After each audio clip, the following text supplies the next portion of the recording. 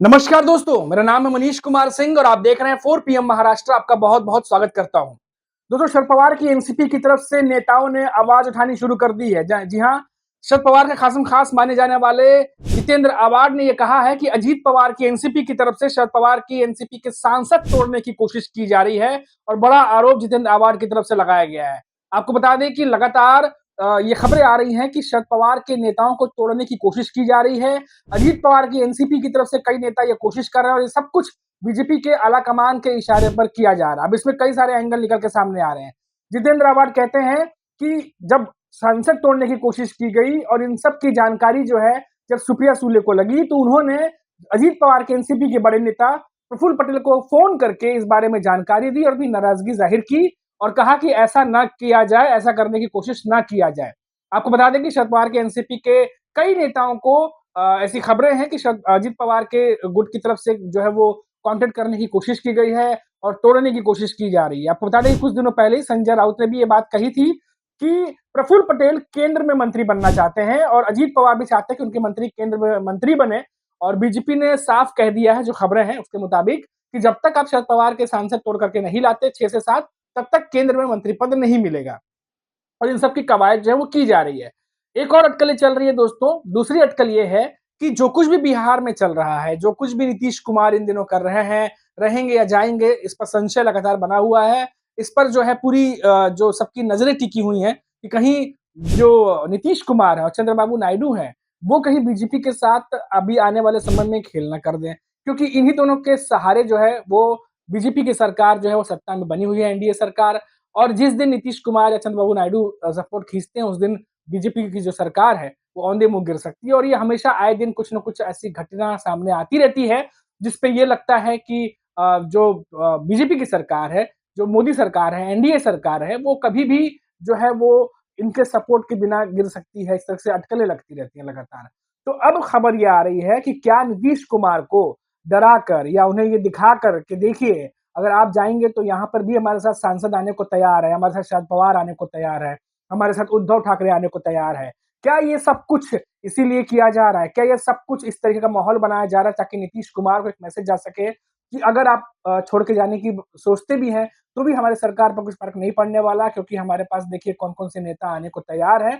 ये सुगबुगाहट जो चल रही है, सुगबुगाहट के द्वारा नीतीश कुमार को क्या मैसेज देने की कोशिश की जा रही है? क्योंकि देखिए, एक तरफ तो अभी महाराष्ट्र में जहाँ चुनाव संपन्न हुए हैं और दूसरी तरफ बिहार में जहाँ चुनाव होने वाले हैं। इन दोनों के बीच में लगातार खेल जो है वो सियासत में चल रहा है। अभी आपको बता दें दोस्तों कि खुशखबर ये भी आई है कि एक नेता है, वो नेता पहले शरद पवार गुट में हुआ करती थी और महिला नेता बताई जा रही हैं, वो अजीत पवार के खेमे में आ गई। पहले जो नेता, ये जो महिला नेता हैं, ये शरद पवार की पार्टी में हुआ करती थी। प्रफुल्ल पटेल अजीत पवार को जब एनसीपी अलग हुई उसके बाद बिल्कुल भी पसंद नहीं करती थी। लेकिन फिर वो अजीत पवार की पार्टी में अचानक आती हैं और अजीत पवार की आरती उतारते हुए भी इनकी कई तस्वीरें आती हैं और माना जा रहा है कि ये कई नेताओं से संपर्क में थी और जब शरद पवार की एनसीपी के पास जो शरद पवार हैं या सुप्रिया सुले उन तक बात पहुंची और जब उन्होंने नाराजगी जताई कि इस तरीके से जो काम हो रहा है वो ठीक नहीं है, उसके बाद जो है वो अजीत पवार के एनसीपी की तरफ से कहा गया कि जो भी फोन कर रहे हैं या जो भी संपर्क साधने की कोशिश कर रहे हैं उसकी जिम्मेदारी हमारी नहीं है और ना ही हमारे हमें इस बारे में कोई जानकारी है। तो दोस्तों, दो तरह की अटकलें अब निकल के सामने आ रही है। पहली तो कोशिश ये की जा रही है दिखाने की कि शरद पवार एनसीपी और अजीत पवार की एनसीपी एक हो जाए। जो रिपोर्ट्स आ रही है, खबरें आ रही हैं कि कोशिश एक तरह ये चल रही है और ये कोशिश हो रही है कि स्वेच्छा से एक हो रहे हैं, दिखाने की कोशिश हो रही है। दूसरी तरफ लगातार जो खबरें आ रही हैं, जैसे शरद पवार के एनसीपी के जितेंद्र आवाड ने भी अभी जो है उन्होंने बयान दिया है और संजय राउत ने भी बयान दिया है और उनके बयान से ये लग रहा है कि ये स्वेच्छा से नहीं बल्कि ये कोशिश हो रही है, चाहे वो दबाव बनाकर हो, चाहे वो सत्ता में आने का एक तरीके से एक प्रलोभन हो, या फिर ये बता करके कि भाई 5 साल तो अभी सरकार बन गई है और अपनी-अपनी सियासत जो है सबको चलानी है, सियासी करियर भी देखना है, सत्ता में रह के कई सारे काम भी बनने हैं। तो ये तमाम बातें जो हैं उन सांसदों को पहुँचाई जा रही है जो शरद पवार की एनसीपी में हैं, ताकि उनमें से कुछ का मन बदले और वो अजीत पवार की एनसीपी में शामिल हो जाएँ या इनडायरेक्ट कहिए बीजेपी के साथ आ जाएँ, ताकि ये जो नीतीश कुमार और चंद्रबाबू नायडू की तरफ से जो बार-बार उन्हें एक थ्रेट मिलता रहता है या इनडायरेक्ट तरीके से बयानबाज़ी जब ज़ोर-शोर से चलती है, तो लगता है कि नीतीश कुमार जो हैं वो कुछ और कर सकते हैं इस समय या कुछ और चीज़ें निकल के सामने आ सकती हैं। तो ये जो चीज़ें हैं, ये अपने आप में बीजेपी जो है हमेशा इस चीज को लेकर संशय में बनी रहती है। इन सबसे निपटने के लिए महाराष्ट्र के सियासत में एक नया ऑप्शन तलाशने लगी है बीजेपी। तमाम घटनाक्रम से तो अब यही लग रहा है। लेकिन दोस्तों, महाराष्ट्र की सियासत से बड़ी खबर है ये। एक तो अजीत पवार के एनसीपी के कई नेता शरद पवार के सांसदों के संपर्क में हैं।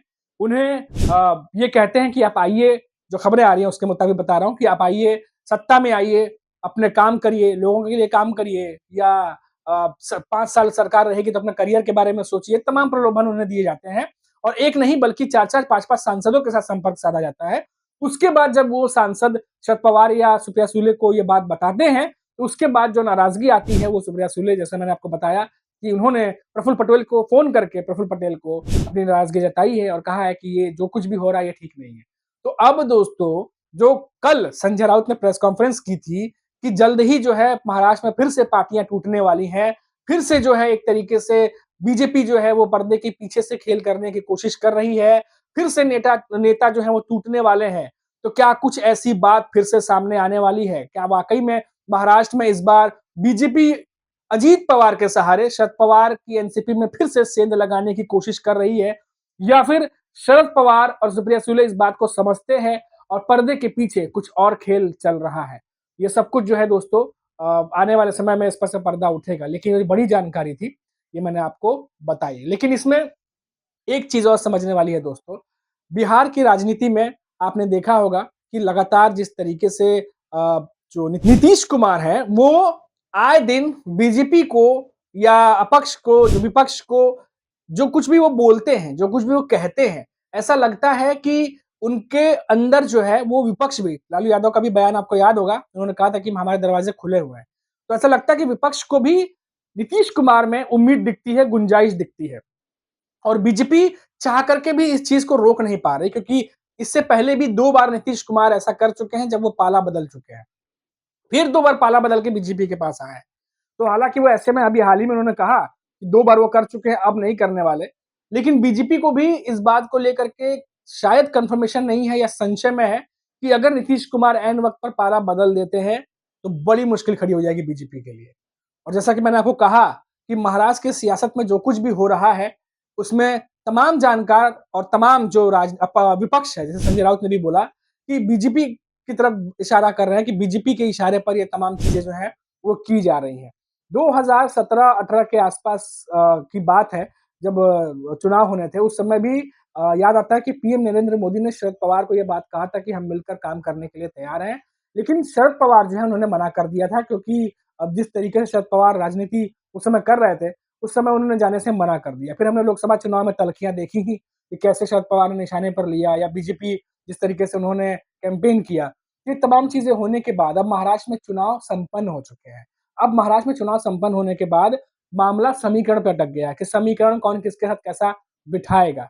और दोस्तों, एक बात और, जो चीज भी महाराष्ट्र की सियासत में हम लगातार बात करते हैं, चाहे वो राजनीतिक जानकार हो, एनालिसिस्ट हो, सब से बात करने के बाद ये समझ में आता है कि 2014 तक बीजेपी की बातों पर लोग इसलिए भी ज्यादा भरोसा करते थे, पार्टियां इसलिए ज्यादा कॉन्फिडेंस होती थी, क्योंकि 2014 तक बीजेपी ने तब तक वो सब नहीं किया था जो 2019 के बाद किया।